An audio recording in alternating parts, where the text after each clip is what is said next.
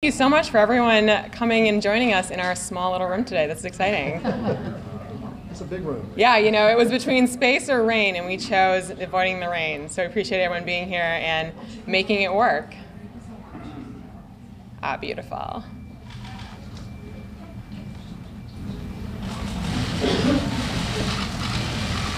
Good morning.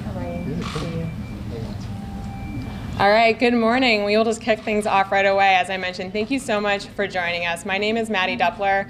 I'm the Senior Fellow for Fiscal Policy at the National Taxpayers Union. We obviously have a very strong lineup of leaders here today who are very involved in the effort to get comprehensive tax reform passed. I won't be very long. I want to kick things off right away with someone who knows quite a bit about free enterprise and the importance of getting our economy moving again. Senator Perdue is the only Fortune 500 CEO serving in Congress and brings 4 decades of business experience to the United States Senate, which is obviously very important expertise as we continue to talk through ways comprehensive tax reform can get our economy moving again. And with that, I will just kick things over to Senator Perdue. Thank you, Maddie. Make me sound very old. But we're here on a historic day today. We have an opportunity to deliver results and change this tax code for the first time since 1986. We wouldn't be here today without a few groups that have really made this happen. First of all, I want to introduce some of our speakers today, but Pete Sepp with the National Taxpayers Union is here. Grover Norquist with Americans for Tax Reform. Tim Phillips with Americans for Prosperity. And Dan Holler from the Heritage Foundation, Heritage Action. Thank you guys for being here. We would not be here without the huge role that you guys have played. We know that Washington needs a sense of urgency. President Trump has called us to action. He is moving at a business pace, not a bureaucratic pace. He wants us to pass the Senate and the House bill by Thanksgiving, have it on his desk by Christmas. This is totally possible in our opinion. The House has made a great effort to start this process. It's a great starting point, providing relief for American workers, growing our economy, and making us more competitive with the rest of the world. There are 3 facets to this bill, or these bills. One is that we have to eliminate our archaic repatriation tax. It's estimated by outside groups that this could mean $4,000 to $9,000 of additional income for the average worker in America. This is huge. The second facet is to reduce our corporate tax rate from 35 to 20, and I think you'll see that in both these bills. The President set that out earlier as a target of 15. We now are settling in on 20. And that will make us competitive with the rest of the world. And lastly, we want to give, the third facet, we want to give American workers a break in this tax code. Again, we would not be here today without many of the folks up here. And I look forward to their conversation today. And now it's my privilege to welcome a new grandfather, Senator Tom Tillis. Tom? I know Sawyer Marie's not watching yet, but hopefully she can watch it soon. David, or Senator Perdue, thank you. Thanks everyone for being here today. I want to be brief. We have a number of people talking, but first I want to thank the House for their courageous work and moving forward on a bill that I think that we can build on. It's a bill that will promote growth. It's a bill that will help Americans be more economically secure. And it's a bill that we absolutely have to join together, build on, and send to the President's desk. I'm a little bit disappointed with the news reports many of you have seen. Nancy Pelosi's gotten back to her old habits of deciding to vote on something before she's read it. She's already trying to muster opposition to something she hasn't even seen. And I think that that's a failure of leadership, and it's the exact opposite of what we intend to do with this bill. We're going to pass a tax reform bill and send it to the President that will grow the economy, that will help us get to a point to where Americans feel like they have a little bit more money to spend after they pay their bills. And we've got to do it. Last thing I'll leave you with, we've done it in North Carolina. I know it works. And what we have to do here is have the discipline to stay focused on fulfilling the promise that we made to the American people.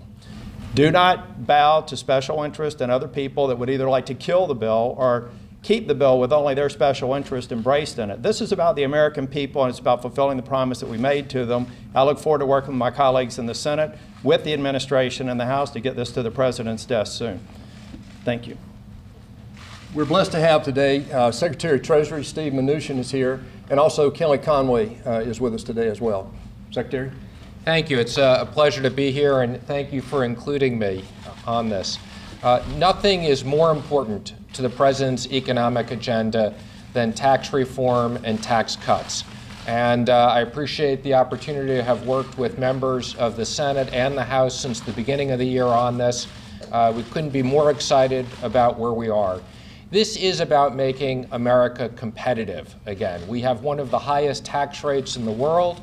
We tax on worldwide income. This is about making our American companies competitive and bringing jobs back to the United States. It's also about putting more money in the pockets of average Americans with a middle income tax cut. So I've just returned from the Reagan Library where I had the opportunity to speak on Sunday night. There's no better place to remind us of what we need to do here. It's been 31 years, and I look forward to working together with everybody in this room and others on getting this to President Trump to sign in December. Thank you. Kellyanne? Thank you very much, Senator. Mr. Secretary, this bill would help moms and dads and moms and pops as well. We are trying to help the job seekers to make it a more competitive environment, to find a secure and well-paying job in your field of choice. We're helping the job creators by reducing their burdens so that they can reinvest those monies into their companies, pay higher wages, keep jobs secure, create new jobs, and invest in inventory and plan for the future to be able to remain successful but also prosperous in this country. And then we're also trying to help the job holders, which represent the vast majority of American households. You know, when my grandfather had a job, when your grandfather had a job, the job was enough to support the whole family. Now we have households that have 2 and 3 jobs. Some are not worried about losing a job or replacing a lost job, but they have no idea why the job is no longer enough. Why are they white-knuckled at the end of each month to pay the rent or the mortgage, the tuition, or the student loan voucher payment? And we want to give them the much-needed relief that they deserve. This says tax cuts for American families, and that's right, but there are also a number of Americans who choose not to be married, choose not to have children, and they too will find relief. We're trying to respond to the changing demography of this country as well. In terms of repatriation, it's incredibly important that Americans understand that we have trillions of dollars of wealth and many jobs parked legally overseas. And it's time to bring that home, make it more fair, make it more competitive. The current tax code already benefits the wealthy and the well-connected. They hire accountants and attorneys. Some of them even hire lobbyists to help them change the code or navigate the code to their advantage. This is meant to make it simpler and buy back that money and that time that we spend each year just complying with the code. And finally, we want to invigorate and inspire all those would-be job holders and would-be entrepreneurs in this country to feel like in a more competitive environment where economic growth and a robust market economy allows them to realize their version of the American dream. So to the taxpayers, the property owners, the business owners, the homeowners, this is for you. Thank you. Pete Sell.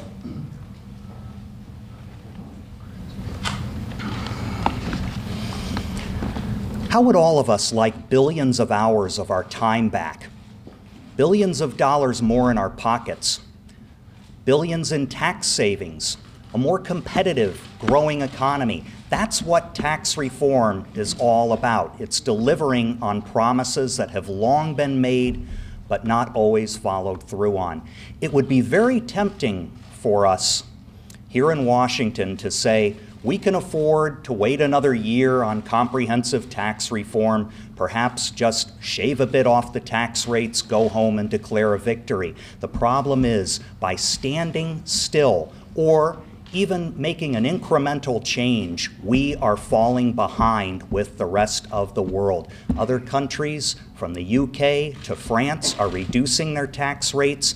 Regulations already embedded in the law are going to impose more paperwork burdens on Americans. It's time to reverse this course, deliver on tax savings, an average of $1,300 for a median income family, put more money in those families' pockets due to economic growth, an average of $2,500. These are real savings and real boosts to the average family's economic circumstances. We cannot afford to wait to take the action on tax reform that will deliver those benefits.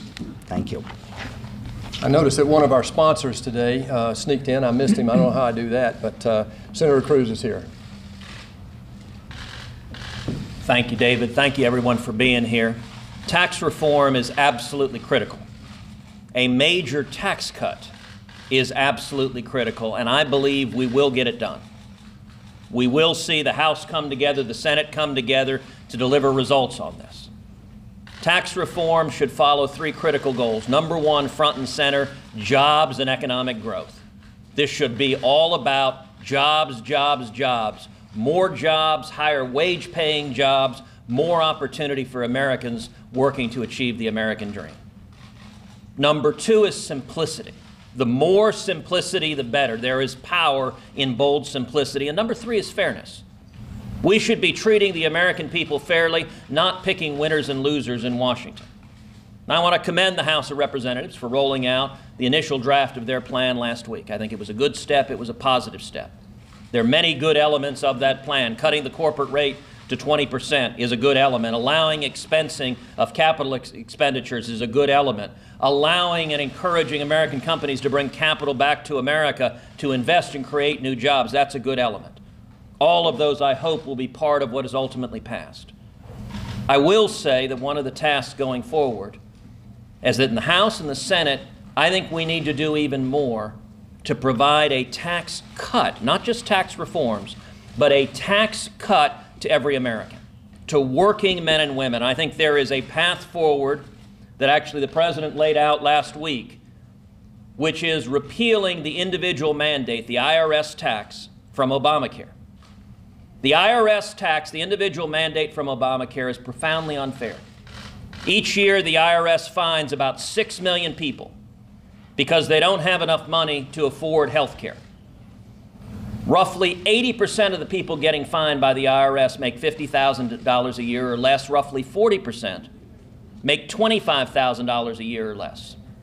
In my home state of Texas, you've got about 1 million people a year getting fined by the IRS. So here's their situation. You got a single mom who's working, trying to make ends meet. She doesn't have enough money to purchase health insurance because Obamacare has driven health insurance through the roof. And on top of that, the IRS fines her because she doesn't have enough money to purchase health insurance. That is profoundly unfair. We need to repeal that. It's good policy, but here's the particular silver lining for tax reform. The Congressional Budget Office scores that repeal as saving over $400 billion, all of which I believe should be put directly into lowering tax rates on individuals. This draft does a good job on the corporate and business side. We need to do every bit as good a job on the individual side, lowering rates so that every American, so that if you're a single mom waiting tables, you get a tax cut. If you're a school teacher in upstate New York, you get a tax cut. If you're a farmer in Iowa or Nebraska, you get a tax cut. If you're a refinery worker in southeast Texas, you get a tax cut. Every American, every family, every individual sees a real tax cut to make it easier to provide for your needs. If we do that, it'll produce jobs, it'll produce economic growth, and it'll produce fairness for every American. That's our objective, and I believe we're going to get it done. We also have Grover Norquist from the Americans for Tax Reform. Thank you. There's a classic Saturday Night Live routine where Dan Aykroyd and his wife are arguing over whether something is a floor wax or a delightful dessert topping. And those of you of a certain age know it was both. This is a jobs bill and a see, you were watching the show. I love that. This is a jobs bill. It's a tax cut. It is a pro-growth energy for the economy, and it is tax reform. It is both. And it's important that it do both as we move forward. There's an old story about the sculptor who was standing next to his beautiful statue of Zeus, and somebody came up and said, "How did you get the beautiful marble statue of Zeus?" And he said, "Well, I started with a block of marble, and I took away all the parts that didn't look like Zeus." So there's Zeus. How do we get a less stupid tax code? We look at the tax code, and we start taking out stupid. The Chinese, socialist China, is at 25% tax on businesses. We're at 35. Okay, stupid. Let's not be there. We have a higher tax code than our friends in Canada and in Britain. Let's take our rates down. 20 is a good start. It is significantly less destructive than 35. We have a lot of American earnings stuck overseas because our tax code doesn't let it come back to the country without punitive taxes. Stupid. A stupid that most of the rest of the world avoids. Let's end that and allow people to bring money back here to create jobs and opportunities in factories here in the United States. We have higher taxes on self-employed people and subchapter S corporations and many of the smaller businesses that employ over half the country, higher tax rates than we do on C Corps. C corporations hire the other half of the country. Stupid. Let's take those both down and get them more even so we don't discriminate against partnerships and some subchapter S corporations. This is a tremendous first start. I'll end simply by pointing out it is a first start. There will be a tax cut every year that there's a Republican House, Senate, and President. This is year one. If there's something that isn't, if there's stupid that you see that is still there at the end of the House having their very nice bill, and since I'm on the Senate side, I'm sure the Senate will much improve it, and when they get it together, we'll have something that is much less destructive than the tax code we have today. But there will be things yet to be done. There'll be a tax cut and further tax reform every year into the future, as long as we have a Republican House, a Republican Senate, and a Republican President. And I think that when we'll get to 15, we may not be at 15 just yet, but we'll get to 15 on the corporate rate, and we'll work on getting those higher rates down as well. Thank you. Dan Holler with Heritage Action. Good morning. Thanks all for being here. It's really exciting to see the Republican Party and the conservative movement so united on something so foundationally important to the American people. And as you've heard, the House put a really good first step forward, and it's encouraging that all the senators here today want to build and improve on that and make it even better for the American people. There's one thing that I think could stand in the way of that happening, and you see it a lot from congressional Democrats who have a sudden interest in the debt and deficit. This is a new concept for them, but they're going to go take a run at it and see if it can work. I want to encourage everybody to think about and understand what we're actually doing in tax reform. Part of the goal is simplification, absolutely.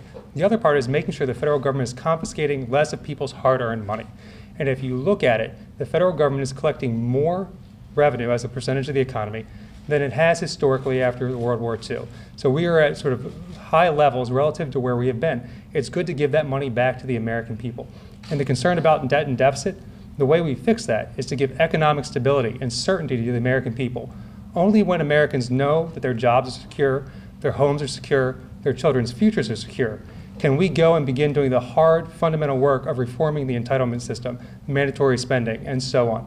This is an incredibly important first step to growing the economy, getting things back on track, and giving that certainty so we can continue the hard reforms that we all know and believe. And I'm excited for what's to come and what we're going to see over the next several weeks. Thank you. Tim Phillips with Americans for Prosperity. Back in April, the president put forward a blueprint that was truly a great step in the right direction on tax reform, lowering, flattening rates to get this economy going again, and actually began to talk about clearing out a lot of the deductions and set-asides that favor the wealthy and the well-connected. We're thrilled to see the House and the Senate moving in that direction. There are moments in time that are just more important than others, and this is a moment for Republicans in the Senate and the House. I think they'll be judged by tax reform for how big and how bold this plan is. It's off to a great start in lowering and flattening rates, but they also need to make sure, and we're urging them to resist the K Street assault, the lobbyists that are coming already swarming the Hill. You can see it, you can feel it. Folks, go big and go bold. Don't let people's tax rates be determined by how good their lobbyists are, how much money they give to politicians. Make it about having low, flat rates that are fair for everybody. That's what we need to do. The blueprint is a good one that the administration has laid out. The House plan is off to a good start, but let's go big, let's go bold. This is the moment to do it. I can tell you at Americans for Prosperity, we've held over 80 town hall meetings across the country. Right at 20,000 Americans from literally every walk of life have come out to these meetings because they want better jobs, they want lower taxes, they want a better life, they want the American dream back. Now's the moment to give it to them. Thank you. Senator John Barrasso. When we talk about the Republican Party and the conservative movement coming together, we most certainly did that when we put together the Republican platform at the 2016 Republican National Convention. The liberal press called it the most conservative platform in a century, and I'm proud to have been the chairman of the committee that put this together. Because page 1, restoring the American dream, rebuilding the economy and creating jobs. Page 1, fair and simple taxes for growth. It says Republicans consider the establishment of a pro-growth tax code a moral imperative. More than any other public policy, we go on to say, the way government raises revenue, how much, at what rates, under what circumstances, from whom, and for whom, has the greatest impact on our economy's performance. Ladies and gentlemen, that's why we're here, that's why we're united, and that's why we're going to pass not just tax reform, tax reduction, tax relief, tax cuts for the American public. Senator Shelley Moore Capito. Oh, thank you, Senator Perdue. Thank you all for being here today. As was just mentioned, I do believe this is a moment in time for us. We have the opportunity to make a real difference in so many lives across our country, whether it's the worker, the small business, the company, the confidence that the American people have in us that we can do the things that we said we were going to do and make that difference. Kellyanne mentioned what this tax bill and this tax cut will do for families. Senator Heller and I were at a press conference 2 weeks ago with Ivanka Trump talking about the child tax credit and what an impact that's going to have on families across this country. I mean, that's money in the pocket. Secretary Mnuchin, thank you. And I want to thank you and the President. The Secretary came to West Virginia. We had a small business roundtable. And the enthusiasm of our small business owners, I think, cannot be overstated, coming from a state that is 95% small business. But when asking them, what would you do if you actually got a tax cut? And what would you do with it as a small business owner? First one says, I'd raise the wages of everybody who works here because I can't do it now and I lose my best workers. I lose my best workers because I can't raise their wages to match what another company in town or across the road can give them. That is, I think, welcome relief to that worker and to that business owner. The next business owner said she's going to invest in more IT. She's in advertising. Invest in more IT, modernize, to bring more business into her small business so that she can hire the 4 people that she really needs to move forward. So that's more jobs. And then the growth aspect, I think, goes all throughout the wage earners in every aspect of this country. So I'm really pleased. I'm excited. This is our moment. We're going to go big and bold, and I think we're as united as I've seen us, and that to me is, I think, why I say that I think the aspirations to have this passed in the next several weeks are very much on target. Thank you. Senator Dean Heller. Thank you. It's great to be here, and it's great to spend time here with my colleagues talking about an issue that's important to the American people. My father was an auto mechanic, and my mother was a school cook, and they had 6 children. And they said to their 6 children, if you work hard and play by the rules, you'll succeed, and you'll live the American dream. Problem is, in society today, most Americans don't believe that anymore, and that's why we're here today, is to change that. And through the help of my colleagues, through the Secretary, Kellyanne, thank you, and the outside groups, your organizations for your help and support, we can make the American dream come true again.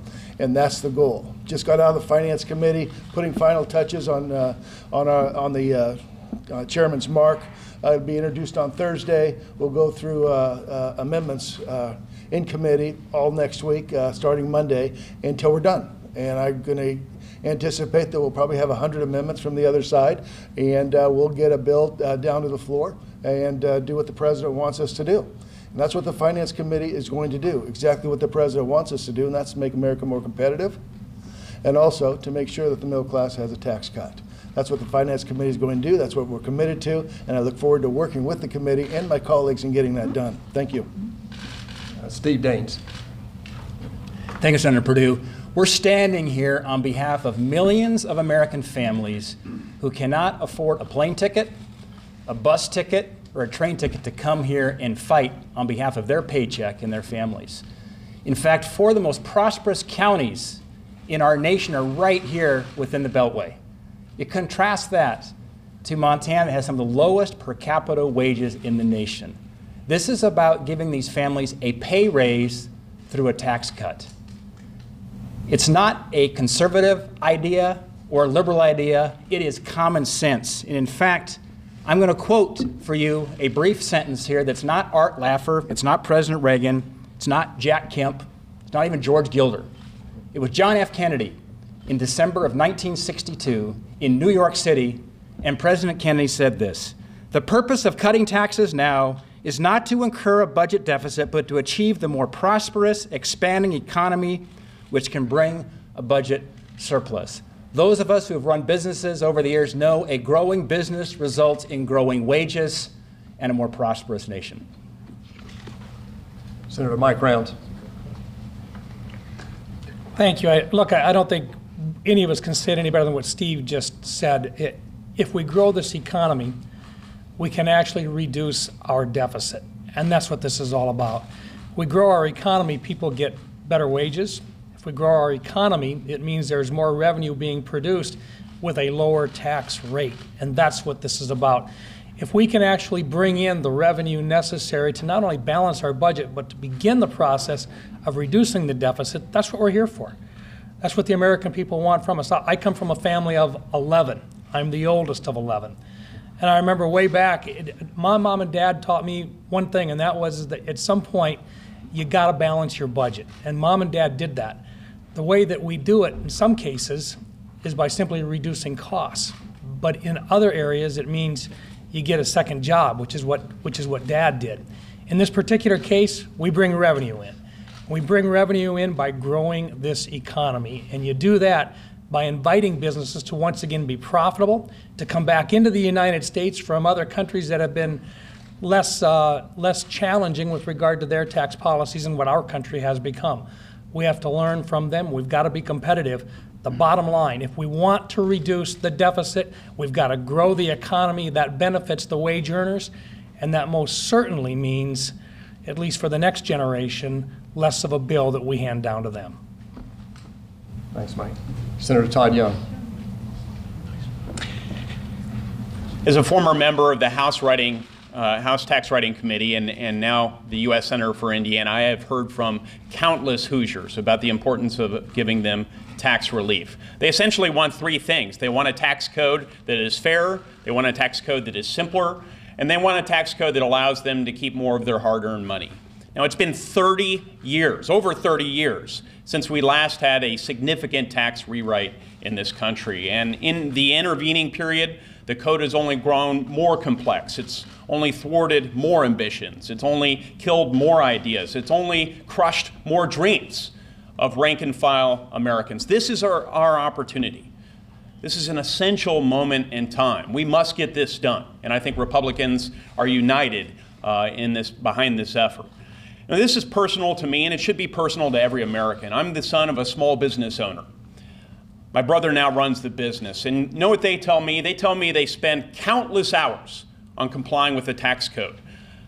They are resentful of the fact that there are some large businesses that have the ability to scour into every detail of our overly complex code, to hire lobbyists here in Washington, D.C. They don't have that benefit. They want to go out there, they want to create more jobs, they want to serve their customers. They represent so many other small businesses around the state of Indiana and around this country. If we want to continue to grow jobs in this country, if we want those businesses, like my business, to compete for workers so that their wages rise, if we want rank-and-file Americans to be able to keep more of their hard-earned money, then we must act now. This is our opportunity. And our lodestar, our guiding light should be to make sure that every American can keep more of their hard-earned money. Let's get to work. Let's get this done. Thank you. John Hoeven. Thank you, David. We're talking about empowering hardworking Americans. We're talking about empowering small business. I come from an ag state. There's 16 million people in this country that are either involved in farming and ranching or indirectly involved in farming and ranching.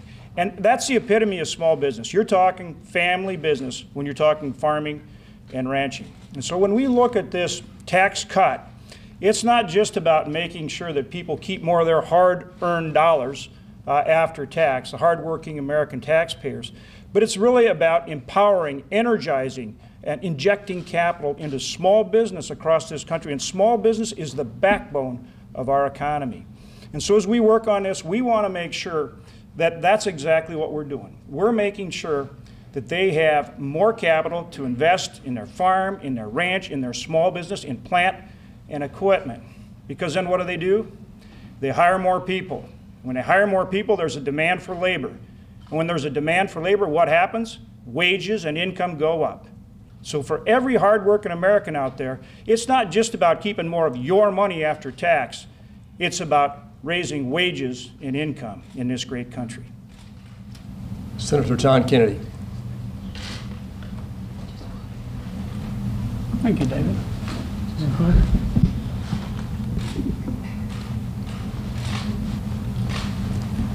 This is what tax reform is about.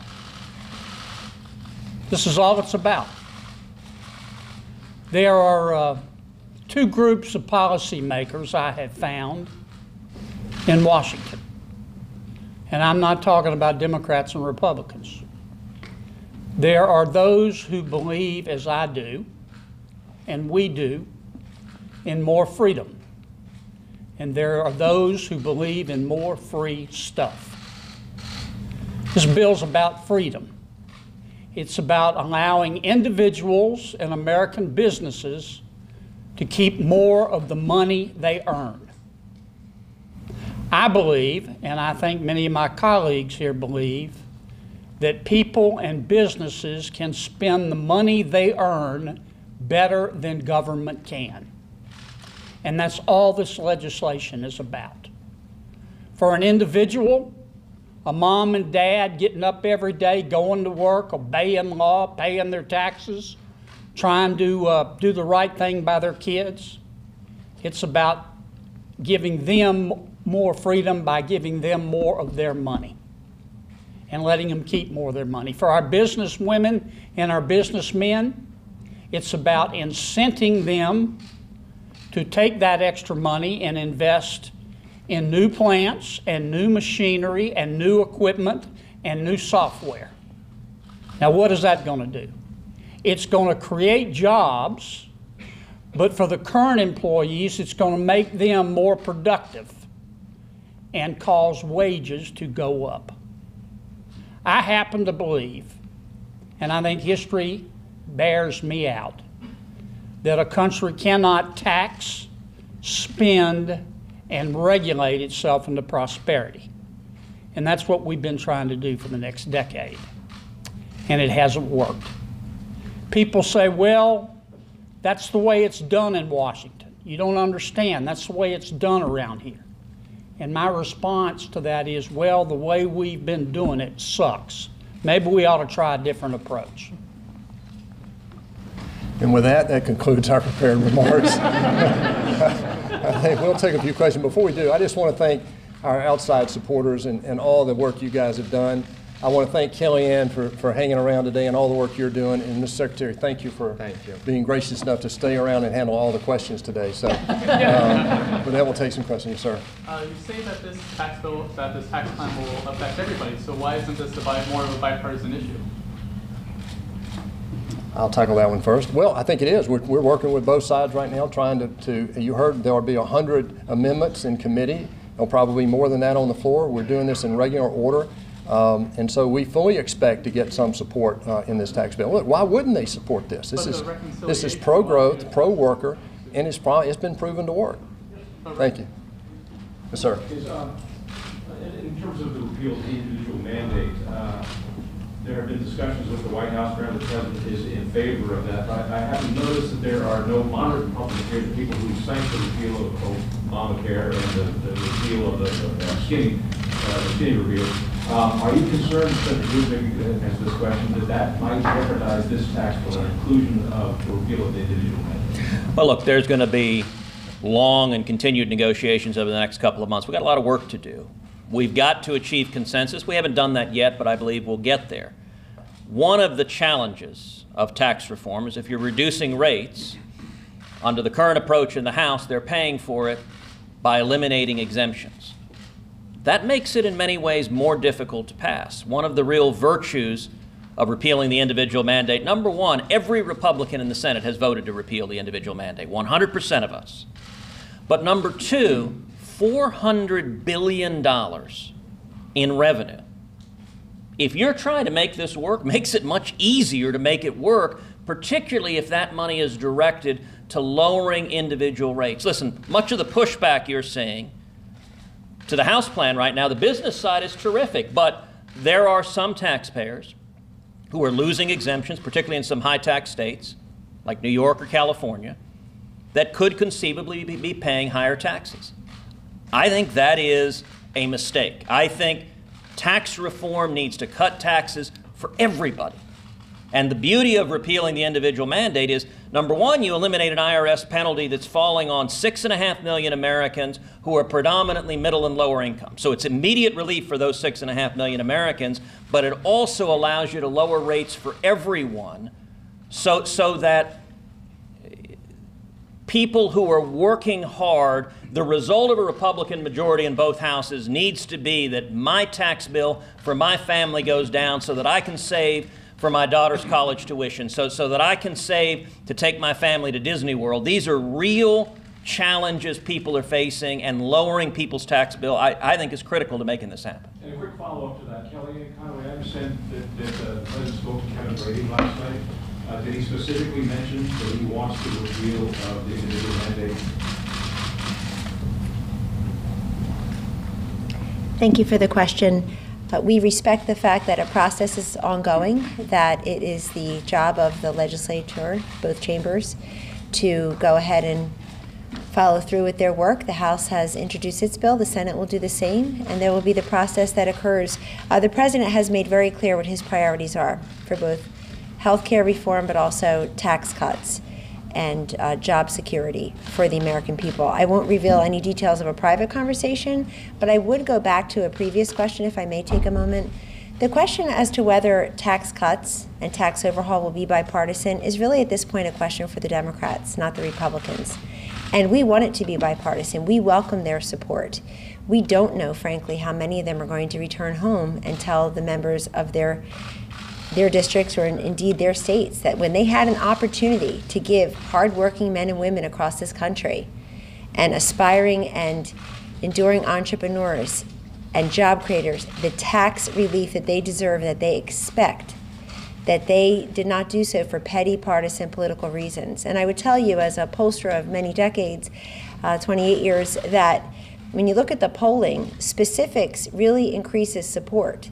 So if this is an argument about sound bites and clever wording, the other side will prevail. So what? Americans are smarter than that. They will look at the details. They will see that you're doubling the personal exemption, that you're increasing the number of Americans who will pay 0% in taxes, and you're increasing the number of Americans who will pay a larger percentage, 0% of a larger percentage of their income. You're giving not just child care tax credits, expanding them, which is a wonderful feature, but also adult dependents. And that, again, responds to the changing demography of our nation. You have many people in this country who are more and more responsible to help with the care of elder dependents. And so we would love to have Democratic support. And we know that people all across this country, regardless of whether they're represented by a Republican or a Democrat, are looking for much needed tax relief. We have time for one more. In the back, young lady. In your own conference here, it appears that there is a disagreement on the estate tax. Is this going to be ironed out any other way? Is the White House, Kellyanne, for repealing the estate tax, and how is it being worked out right now? Yes, the President is interested in repealing the estate tax, but having said that, this will be one of the issues that we're working with the House and Senate. The number one priority, as we've said, is making businesses competitive, and the other number one priority is a middle-income tax cut. Those are the two most important things. So we look forward to working with the House and the Senate, and I am super excited. This is all about growth. I think, as you know, the President fundamentally believes we need to get back to sustained GDP of 3% or higher. This is about creating trillions of dollars of additional revenue for the government and close to $10 trillion into the economy. So this is about growth, and we look forward to working with the House and Senate and getting this to the President and being at a signing ceremony this year. Thank you, everybody. Thank you, everybody. Thank you.